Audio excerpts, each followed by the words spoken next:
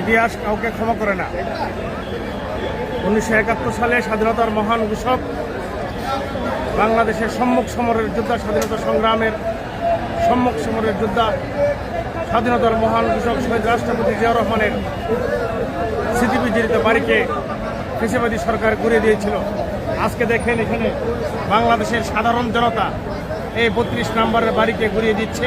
আমরা ইতিহাসের সাক্ষী হতে যাচ্ছি। এই বাড়িটিতে 1971 সালের 25শে মার্চ শেখ মুজিবুর রহমান আত্মসমর্পণ করেছিল পাক বাহিনীর কাছে, আত্মসমর্পণ করেছিল এবং তার স্ত্রী সন্তানকে পাক বাহিনীর কনভয়ের পাহারায় রেখেছিল। শেখ হাসিনা ছিল সন্তান সম্ভবা। এই কুখ্যাত জয় পাকিস্তানের তত্ত্বাবধানে সিএমএইচে জন্মগ্রহণ করেছিল। এই বাড়িটিতে, এই 32 নম্বর বাড়িটিতে স্বাধীনতার ইতিহাসকে মিথ্যাচার করা হয়েছে। আমরা বারবার দেখেছি এই 32 নম্বর বাড়িটিকে ঘিরেই বাংলাদেশের স্বাধীনতার ইতিহাসকে উল্টে দিয়েছিল।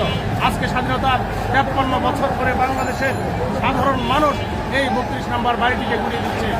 বাংলাদেশের সেনাবাহিনী, বাংলাদেশের অহংকার, বাংলাদেশের সেনাবাহিনীকে তৈরি করেছিল শহীদ রাষ্ট্রপতি জিয়াউর রহমান। এই সেনাবাহিনীর অহংকারকে ঘুরিয়ে দিয়েছিল শেখ হাসিনা ফ্যাসিবাদী সরকার। আমরা সেদিন প্রতিবাদ করেছিলাম। আজকে এই 32 নম্বর বাড়ি আম জনতা, সাধারণ মানুষ ইতিহাসের কি নির্মম পরিণতি আপনারা দেখেন।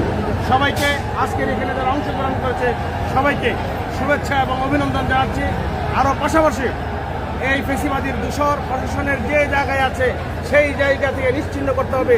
বাংলাদেশি জাতিদেরকে ঐক্যবদ্ধ করতে হবে এবং 17 বছরে যত নিয়োগ হয়েছে এই ফ্যাসিবাদী আমলে সকল নিয়োগ বাতিল করতে হবে এবং আমাদের বৈষম্য বিরোধী ছাত্র, অন্যান্য ফ্যাসিবাদী বিরোধী যে শক্তিগুলো আছে তাদের কাছে উদাত্ত আহ্বান, আওয়ামী লীগের পেটের বাচ্চাটাও যদি থাকে তাকেও ক্ষমা করা হবে না।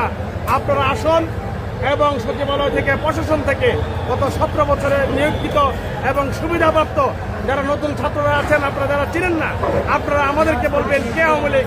আমরা তাদেরকে চিনি। তাদেরকে এদেশ থেকে নিশ্চিহ্ন করা ছাড়া এদেশের স্বাধীনতা, সার্বভৌমত্ব টিকিয়ে রাখা অসম্ভব। সকলকে